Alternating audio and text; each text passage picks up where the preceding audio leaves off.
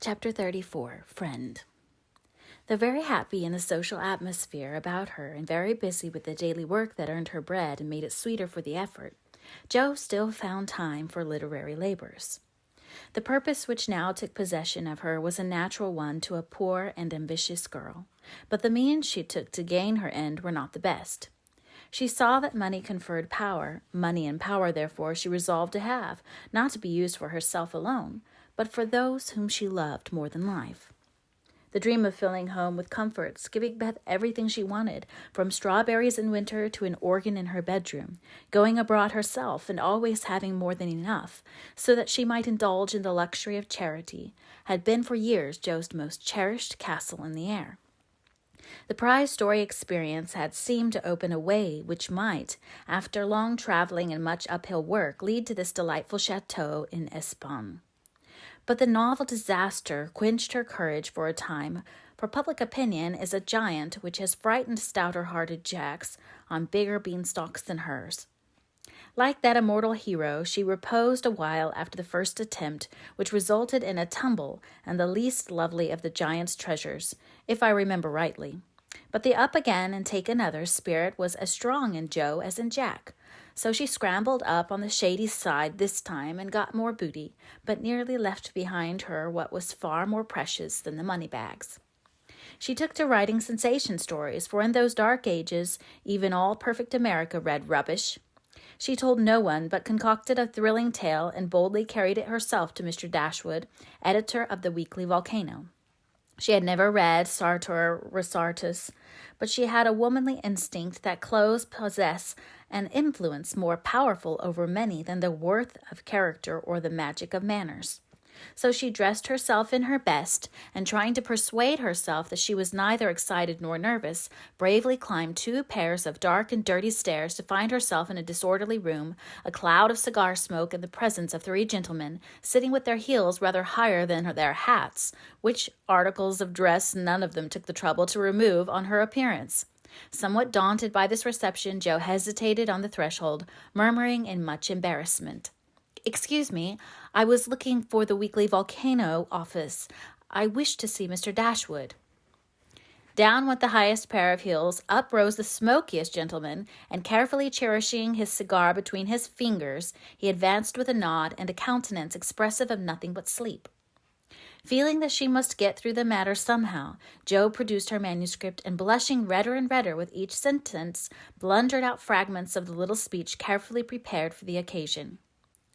"A friend of mine desired me to offer a story, just as an experiment. Would like your opinion. Be glad to write more if this suits." While she blushed and blundered, Mr. Dashwood had taken the manuscript and was turning over the leaves with a pair of rather dirty fingers and casting critical glances up and down the neat pages. "Not a first attempt, I take it," observing the pages were numbered, covered only on one side, and not tied up with a ribbon, sure sign of a novice. "No, sir. She has had some experience and got a prize for a tale in Blarney Stone Banner." "Oh, did she?" And Mr. Dashwood gave Jo a quick look, which seemed to take note of everything she had on, from the bow in her bonnet to the buttons on her boots. "Well, you can leave it if you like. We've more of this sort of thing on hand than we know what to do with at present, but I'll run my eye over it and give you an answer next week."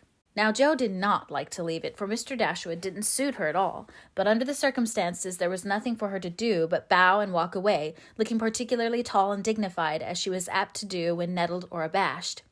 Just then she was both, for it was perfectly evident from the knowing glances exchanged among the gentlemen that her little fiction of "my friend" was considered a good joke, and a laugh produced by some inaudible remark of the editor as he closed the door completed her discomfiture.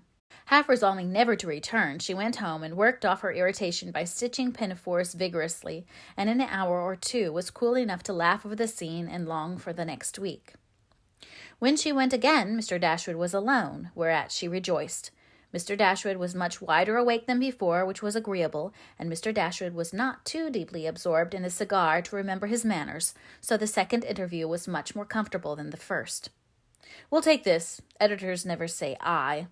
If you don't object to a few alterations. It's too long, but omitting the passages I've marked will make it just the right length," he said in a businesslike tone. Jo hardly knew her own MS. Again, so crumpled and underscored were its pages and paragraphs, but feeling as a tender parent might on being asked to cut off her baby's legs in order that it might fit into a new cradle, she looked at the marked passages and was surprised to find that all the moral reflections, which he had carefully put in as ballast for such romance, had been stricken out. "But, sir, I thought every story should have some sort of a moral, so I took care to have a few of my sinners repent." Mr. Dashwood's editorial gravity relaxed into a smile, for Jo had forgotten her friend and spoken as only an author could. "People want to be amused, not preached at, you know. Morals don't sell nowadays," which was not quite a correct statement, by the way. "You think it would do with these alterations, then?" "Yes, it's a new plot, and pretty well worked up, language good, and so on," was Mr. Dashwood's affable reply. "That is, what compensation," began Jo, not exactly knowing how to express herself.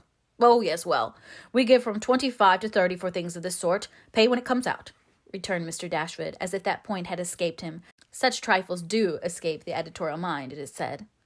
"Very well, you can have it," said Jo, handing back the story with a satisfied air, for after the $1 a column work, even 25 seemed good pay. "Shall I tell my friend you will take another if she has one better than this?" asked Jo, unconscious of her little slip of the tongue and emboldened by her success. "Well, we'll look at it. Can't promise to take it. Tell her to make it short and spicy, and never mind the moral. What name would your friend like to put on it?" in a careless tone. "None at all, if you please. She doesn't wish her name to appear and has no nom de plume," said Jo, blushing in spite of herself. "Just as she likes, of course. The tale will be out next week. Will you call for the money, or shall I send it?" asked Mr. Dashwood, who felt a natural desire to know who his new contributor might be. "I'll call. Good morning, sir."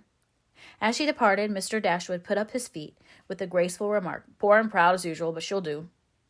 Following Mr. Dashwood's directions and making Mrs. Northberry her model, Jo rashly took a plunge into the frothy sea of sensational literature. But thanks to the life-preserver thrown her by a friend, she came up again, not much the worse for her ducking. Like most young scribblers, she went abroad for her characters and scenery, and banditti, counts, gypsies, nuns, and duchesses appeared upon her stage, and played their parts with as much accuracy and spirit as could be expected.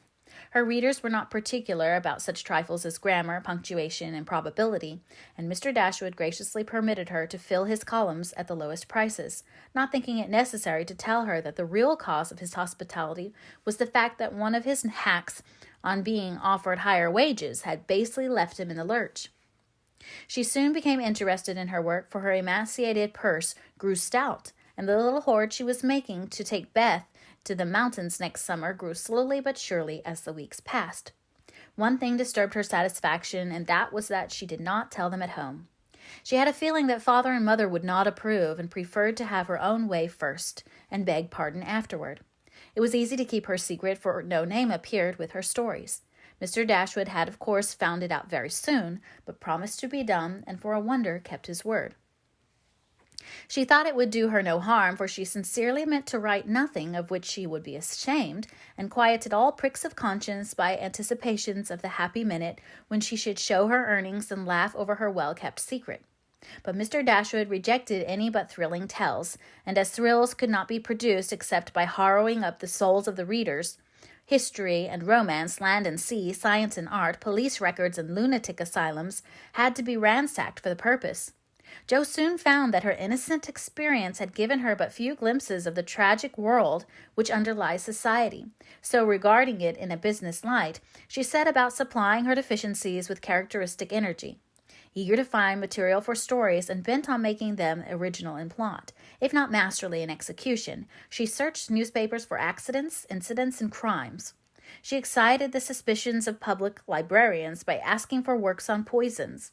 She studied faces in the street and characters, good, bad, and indifferent, all about her. She delved in the dust of ancient times for facts or fictions so old that they were as good as new, and introduced herself to folly, sin, and misery, as well as her limited opportunities allowed. She thought she was prospering finely, But unconsciously, she was beginning to desecrate some of the womeliest attributes of a woman's character. She was living in bad society, and imaginary though it was, its influence affected her, for she was feeding heart and fancy on dangerous and unsubstantial food, and was fast brushing the innocent bloom from her nature by a premature acquaintance with the darker side of life, which comes soon enough to all of us. She was beginning to feel rather than see this, for much describing of other people's passions and feelings set her to studying and speculating about her own, a morbid amusement in which healthy young minds do not voluntarily indulge. Wrongdoing always brings its own punishment, and when Jo most needed hers, she got it. I don't know whether the study of Shakespeare helped her to read character, or the natural instinct of a woman for what was honest, brave, and strong, but while endowing her imaginary heroes with every perfection under the sun, Jo was discovering a live hero who interested her in spite of many human imperfections. Mr. Bear, in one of their conversations, had advised her to study simple, true, and lovely characters, wherever she found them, as good training for a writer. Jo took him at his word, for she coolly turned round and studied him, a proceeding which would have much surprised him had he known it, for the worthy professor was very humble in his own conceit. Why everybody liked him was what puzzled Jo at first. He was neither rich nor great, young nor handsome, in no respect what is called fascinating, imposing, or brilliant, and yet he was as attractive as a genial fire, and people seemed to gather about him as naturally as about a warm hearth. He was poor, yet always appeared to be giving something away, a stranger, yet everyone was his friend, no longer young, but as happy-hearted as a boy, plain and peculiar, yet his face looked beautiful to many, and his oddities were freely forgiven for his sake. Jo often watched him, trying to discover the charm, and at last decided that it was benevolence which worked the miracle. If he had any sorrow, it sat with his head under its wing, and he turned only his sunny side to the world. There were lines upon his forehead, but time seemed to have touched him gently, remembering how kind he was to others. The pleasant curves about his mouth were the memorials of many friendly words and cheery laughs. His eyes were never cold or hard, and his big hand had a warm, strong grasp that was more expressive than words. His very clothes seemed to partake of the hospitable nature of the wearer. They looked as if they were at ease and liked to make him comfortable. His capacious waistcoat was suggestive of a large heart underneath.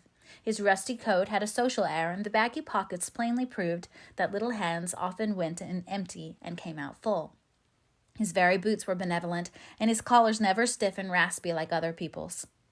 "That's it," said Jo to herself, when she at length discovered that genuine goodwill toward one's fellow men could beautify and dignify even a stout German teacher who shoveled in his dinner, darned his own socks, and was burdened with the name of Bear.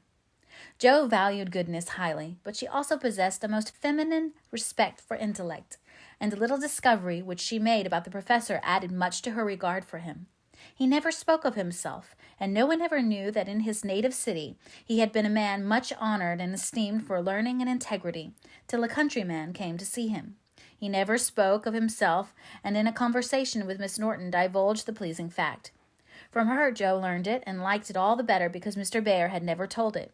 She felt proud to know that he was an honored professor in Berlin, though only a poor language master in America, and his homely, hard-working life was much beautified by the spice of romance which his discovery gave it.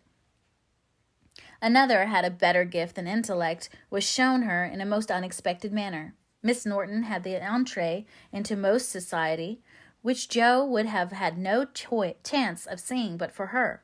The solitary woman felt an interest in the ambitious girl, and kindly conferred many favors of this sort both on Jo and the professor. She took them with her one night to a select symposium, held in honor of several celebrities. Jo went prepared to bow down and adore the mighty ones whom she had worshipped with youthful enthusiasm afar off. But her reverence for genius received a severe shock that night, and it took her some time to recover from the discovery that the great creatures were only men and women after all. Imagine her dismay on stealing a glance of timid admiration at the poet, whose lines suggested an ethereal being fed on spirit fire and dew, to behold him devouring his supper with an ardor which flushed his intellectual countenance. Turning as from a fallen idol, she made other discoveries which rapidly dispelled her romantic illusions. The great novelist vibrated between two decanters with the regularity of a pendulum. The famous divine flirted openly with one of the Madame de Staëls of the age, who looked daggers at another Corinne, who was amiably satirizing her, after outmaneuvering her in efforts to absorb the profound philosopher, who imbibed tea Johnsonianly and appeared to slumber, the loquacity of the lady rendering speech impossible. The scientific celebrities, forgetting their mollusks and glacial periods, gossiped about art, while devoting themselves to oysters and ices with characteristic energy. The young musician, who was charming the city like a second Orpheus, talked horses, and the specimen of the British nobility present happened to be the most ordinary man of the party. Before the evening was half over, Jo felt so completely disillusioned that she sat down in a corner to recover herself. Mr. Bear soon joined her, looking rather out of his element, and presently several of the philosophers, each mounted on his hobby, came ambling up to hold an intellectual tournament in the recess. The conversations were miles beyond Jo's comprehension, but she enjoyed it. Though Kant and Hegel were unknown gods, the subjective and objective unintelligible terms, and the only thing evolved from her inner consciousness was a bad headache after it was all over. It dawned upon her gradually that the world was being picked to pieces and put together on new, and according to the talkers, on indefinitely better principles than before, that religion was in a fair way to be reasoned into nothingness, and intellect was to be the only God. Jo knew nothing about philosophy or metaphysics of any sort, but a curious excitement, half pleasurable, half painful, came over her as she listened with a sense of being turned adrift into time and space like a young balloon out on a holiday. She looked round to see how the professor liked it, and found him looking at her with the grimmest expression she had ever seen him wear. He shook his head and beckoned her to come away, but she was fascinated just then by the freedom of speculative philosophy, and kept her seat, trying to find out what the wise gentleman intended to rely upon after they had annihilated all the old beliefs. Now Mr. Bear was a diffident man, and slow to offer his own opinions, not because they weren't unsettled, but too sincere and earnest to be lightly spoken. As he glanced from Jo to several other young people attracted by the brilliancy of the philosophic pyrotechnics, he knit his brows and longed to speak, fearing that some inflammable young soul would be led astray by the rockets, to find that the display was over, that they had only had an empty stick or a scorched hand. He bore it as long as he could, but when he was appealed to for an opinion, he blazed up with honest indignation and defended religion with all the eloquence of truth. An eloquence which made his broken English musical and his plain face beautiful. He had a hard fight, for the wise men argued well, but he didn't know when he was beaten, and stood to his colors like a man. Somehow, as he talked, the world got right again to Jo. The old beliefs that had lasted so long seemed better than the new. God was not a blind force, and immortality was not a pretty fable, but a blessed fact. She felt as if she had a solid ground under her feet again, and when Mr. Bear paused, out-talked but not one whit convinced, Jo wanted to clap her hands and thank him. She did neither, but she remembered the scene and gave the professor her heartiest respect, for she knew it cost him an effort to speak out then and there, because his conscience would not let him be silent. She began to see that character is better possession than money, rank, intellect, or beauty, and to feel that if greatness is what a wise man has defined to be truth, reverence, and goodwill, then her friend Friedrich Bear was not only good, but great. This belief strengthened daily. She valued his esteem. She coveted his respect. She wanted to be worthy of his friendship, and just when the wish was sincere, she came near to losing everything. It all grew out of a cocked hat. For one evening the professor came in to give Jo her lesson with a paper soldier cap on his head, which Tina had put there, and he had forgotten to take off. It's evident he doesn't look in his glass before coming down, thought Jo with a smile, as he said, "Good evening," and sat soberly down, quite unconscious of the ludicrous contrast between his subject and his headgear, for he was going to read her The Death of Wallenstein. She said nothing at first, for she liked to hear him laugh out his big, hearty laugh when anything funny happened, so she left him to discover it for himself and presently forgot all about it, for to hear a German read Schiller is rather an absorbing occupation. After the reading came the lesson, which was a lively one, for Jo was in a gay mood that night, and the cocked hat kept her eyes dancing with merriment. The professor didn't know what to make of her, and stopped at last to ask with an air of mild surprise that was irresistible. "Miss March, what do you laugh at your master's face? Have you no respect for me, that you go on so bad?" "How can I be respectful, sir, when you forgot to take your hat off?" said Jo. Lifting his hand to his head, the absent-minded professor gravely felt and removed the little cocked hat, looked at it a minute, and then threw back his head and laughed like a merry bass viol. "Ah, I see him now. It is that imp Tina who makes me a fool with my cap. Well, it is nothing. But see you, if this lesson goes not well, you too shall wear him." But the lesson did not go at all for a few minutes, because Mr. Bear caught sight of a picture on the hat, and unfolding it, said with great disgust, "I wish these papers did not come in this house. They are not for children to see, nor young people to read. It is not well, and I have no patience with those who make this harm." Joe glanced at the sheet and saw a pleasing illustration composed of a lunatic, a corpse, a villain, and a viper. She did not like it, but the impulse that made her turn it over was not one of displeasure but fear, because for a minute she fancied the paper was the volcano. It was not, however, and her panic subsided as she remembered that even if it had been one of her own tales in it, there would have been no name to betray her. She had betrayed herself, however, by a look and a blush, for though an absent man, the professor saw a good deal more than people fancied. He knew that Joe wrote, and had met her down among the newspaper office more than once. But as she never spoke of it, he asked no question in spite of a strong desire to see her work. Now it occurred to him that she was doing what she was ashamed to own, and it troubled him. He did not say to himself, "It is none of my business, I've no right to say anything," as many people would have done. He only remembered that she was young and poor, a girl far away from mother's love and father's care, and he was moved to help her with an impulse as quick and natural as that which would prompt him to put out his hand to save a baby from a puddle. All this flashed through his mind in a minute, but not a trace of it appeared in his face, and by the time the paper was turned and Joe's needle threaded, he was ready to say quite naturally but very gravely, "Yes, you are right to put it from you. I do not think that good young girls should see such things. They are made pleasant to some, but I would more rather give my boys gunpowder to play with than this bad trash." "All may not be bad, only silly, you know, and if there is a demand for it, I don't see any harm in supplying it. Many very respectable people make an honest living out of what are called sensation stories," said Joe, scratching Gather so energetically that a row of little slits followed her pen. "There is a demand for whiskey, but I think you and I do not care to sell it. If the respectable people knew what harm they did, they would not feel that the living was honest. They have no right to put poison in the sugar plum and let the small ones eat it. No, they should think a little and sweep mud in the street before they do this thing." Mr. Bear spoke warmly and talked to the fire, crumpling the paper in his hands. Joe sat still, looking as if the fire had come to her, for her cheeks burned long after the cocked hat had turned to smoke and gone harmlessly up the chimney. "I should like much to send all the rest after him," muttered the professor, coming back with a relieved air. Joe thought what a blaze her pile of papers upstairs would make, and her hard-earned money lay rather heavily on her conscience at that minute. Then she thought consolingly to herself, "Mine are like that. They are only silly, never bad, so I won't be worried." And taking up her book, she said with a studious face, "Shall we get on, sir? I'll be very good and proper now."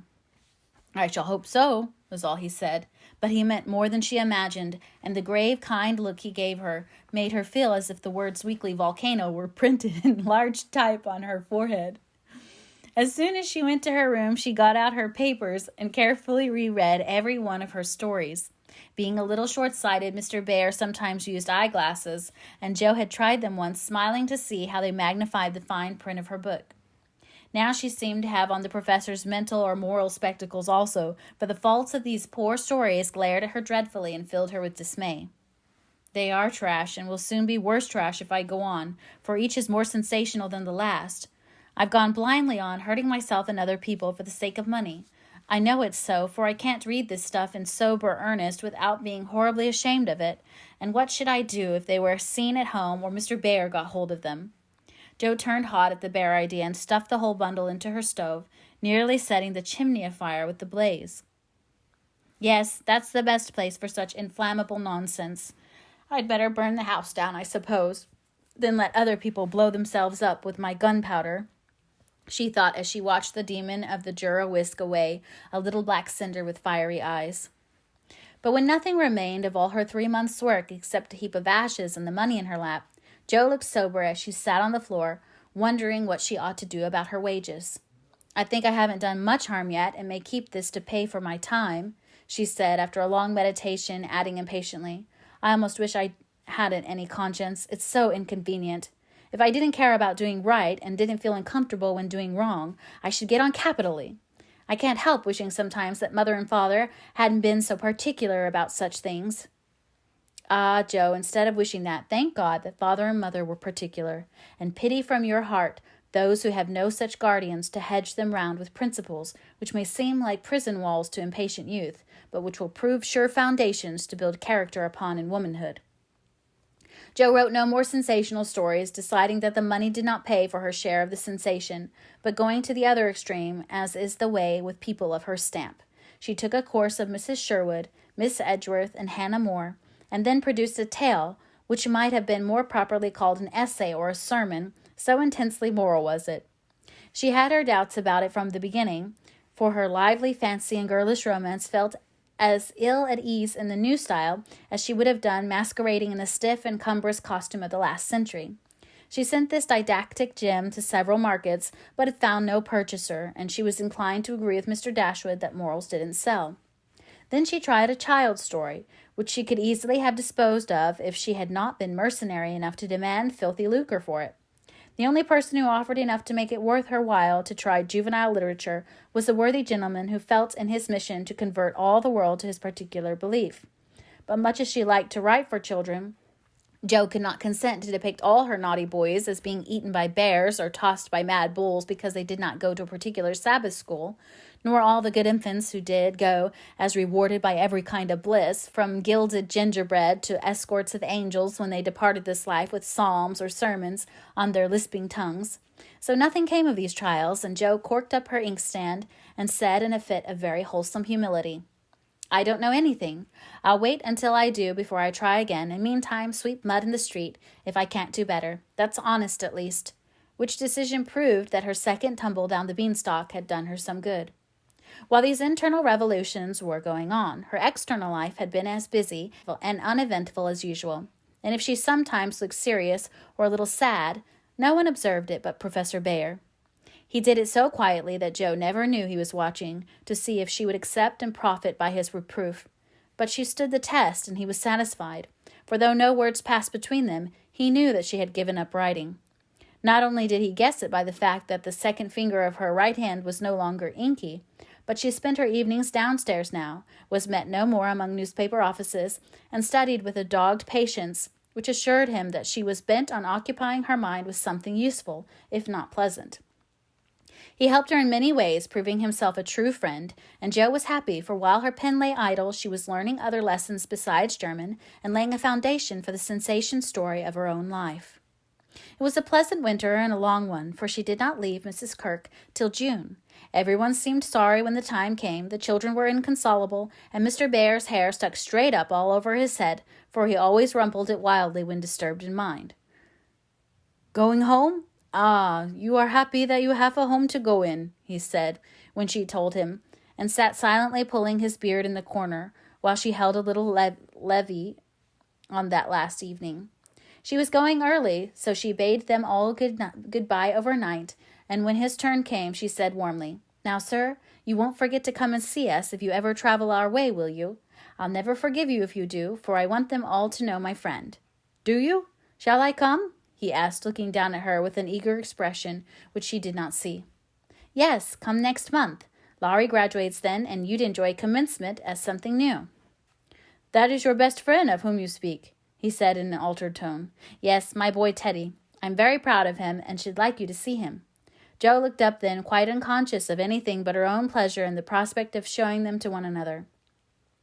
Something in Mr. Bayer's face suddenly recalled the fact that she might find Laurie more than a best friend, and simply because she particularly wished not to look as if anything was the matter, she involuntarily began to blush, and the more she tried not to, the redder she grew.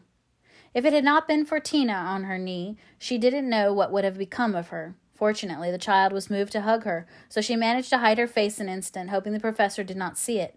But he did, and his own changed again from that momentary anxiety to his usual expression, as he said cordially, I fear I shall not make the time for that, but I wish the friend much success and you all happiness. God bless you. And with that he shook hands warmly, shouldered Tina, and went away. But after the boys were abed, he sat long before his fire with the tired look on his face and the heimweh or homesickness lying heavy at his heart. Once when he remembered Jo as she sat with the little child in her lap and that new softness in her face, he leaned his head on his hands a minute and then roamed about the room as if in search of something that he could not find. "It is not for me. I must not hope it now," he said to himself with a sigh that was almost a groan. Then, as if reproaching himself for the longing that he could not repress, he went and kissed the two tousled heads upon the pillow, took down his seldom used meerschaum, and opened his Plato. He did his best, and did it manfully, but I don't think he found that a pair of rampant boys, a pipe, or even the divine Plato were very satisfactory substitutes for a wife and a child at home. Early as it was, he was at the station next morning to see Jo off, and thanks to him, she began her solitary journey with the pleasant memory of a familiar face smiling its farewell, a bunch of violets to keep her company, and, best of all, the happy thought, "Well, the winter's gone, and I've written no books, earned no fortune, but I've made a friend worth having, and I'll try to keep him all my life."